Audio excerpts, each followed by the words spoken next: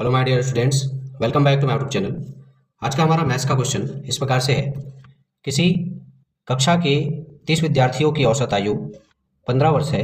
यदि अध्यापक को भी शामिल कर लिया जाए तो औसत आयु में 1 वर्ष की बढ़त हो जाती है। तो अध्यापक की आयु क्या होगी, ये हमको ज्ञात करना है, फाइंड करना है।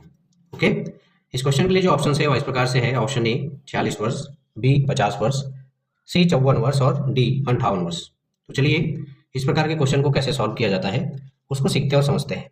सर्वप्रथम हम क्या करेंगे, क्वेश्चन में जो भी चीज़ें दी हुई है उसको नोट डाउन कर लेंगे। ठीक है, मैं यहाँ पे लिख देता हूँ, दिया है क्वेश्चन में जो पहली चीज़ दी हुई है वो दी हुई है 30 विद्यार्थियों की औसत आयु।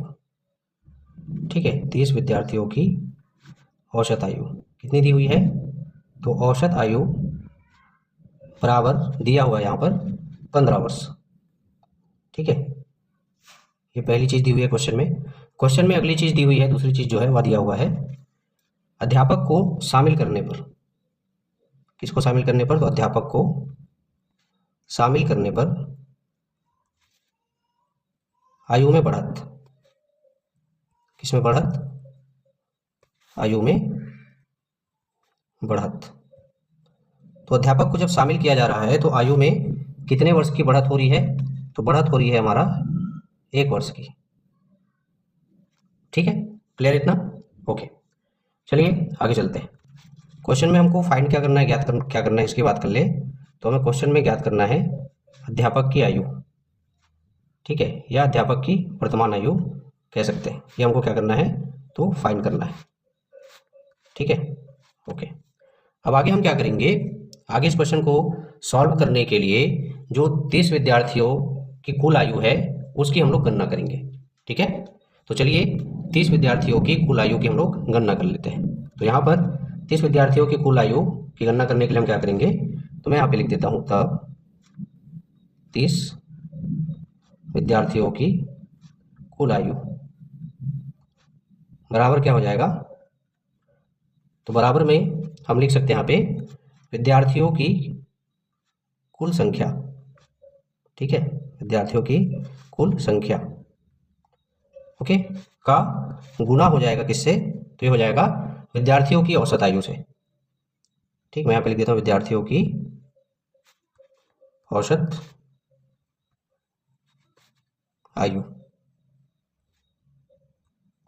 ठीक है, तो विद्यार्थियों की कुल संख्या का जब विद्यार्थियों की औसत आयु से हम गुना करेंगे तो 30 विद्यार्थियों की कुल आयु हमको ज्ञात हो जाएगी। ठीक है, तो चलिए यहाँ पर मान रख देते हैं। मान रखने पर विद्यार्थियों की कुल संख्या कितनी कही जा रही है क्वेश्चन में, तो विद्यार्थियों की कुल संख्या है 30। ठीक है, वही गुने में क्या हो जाएगा, विद्यार्थियों की औसत आयु कितना दिया हुआ है क्वेश्चन में, तो 30 विद्यार्थियों की औसत आयु दिया हुआ है 15। ठीक है, इनका जब गुना करेंगे तो वैल्यू कितना आएगा, तो ये आएगा हमारा 450। तो ये 450 जो है आएगा क्या होगा, तो ये वर्ष में आएगा। ठीक है, या वर्ष होगा। ठीक है, तो इस तरह से 30 विद्यार्थियों की जो कुल आयु है वह कितना निकल कर आ रहा है, तो ये निकल कर आ रहा है 450 वर्ष। कितना क्लियर है? ये हो गया पहला स्टेप। ठीक है, अब दूसरे स्टेप में हम लोग क्या करेंगे, अध्यापक को मिलाने पर, शामिल करने पर कुल आयु कितना आएगा उसकी गणना करेंगे। तो चलिए उसकी भी गणना हम लोग कर लेते हैं। मैं यहाँ पर लिख देता हूँ अध्यापक को शामिल करने पर कुल आयु बराबर क्या हो जाएगा, तो ये बराबर हो जाएगा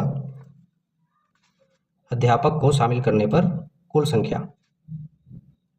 ठीक है, अध्यापक को शामिल करने पर कुल संख्या का गुना किससे हो जाएगा, का गुना हो जाएगा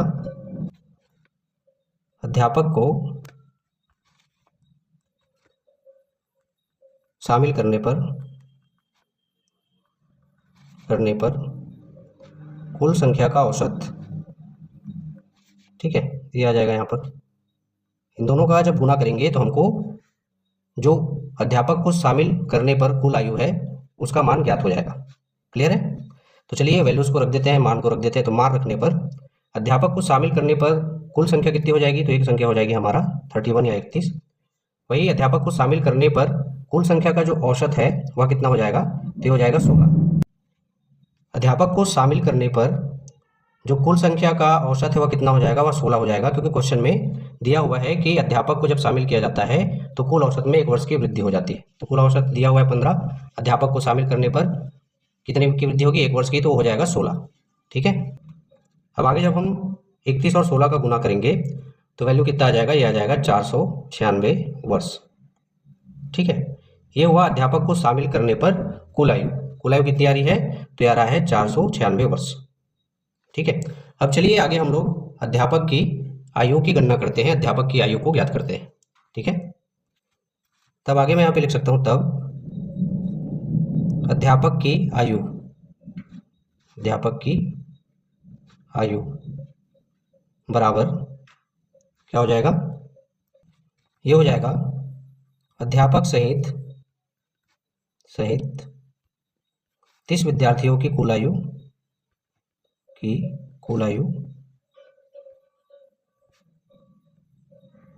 ऋण हो जाएगा 30 विद्यार्थियों की कुल आयु।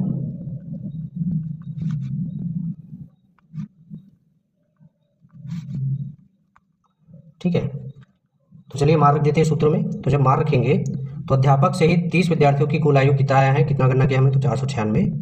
ठीक है, ऋण हो जाएगा 30 विद्यार्थियों की कुल आयु कितनी आई हुई है, तो आया हुआ है 450।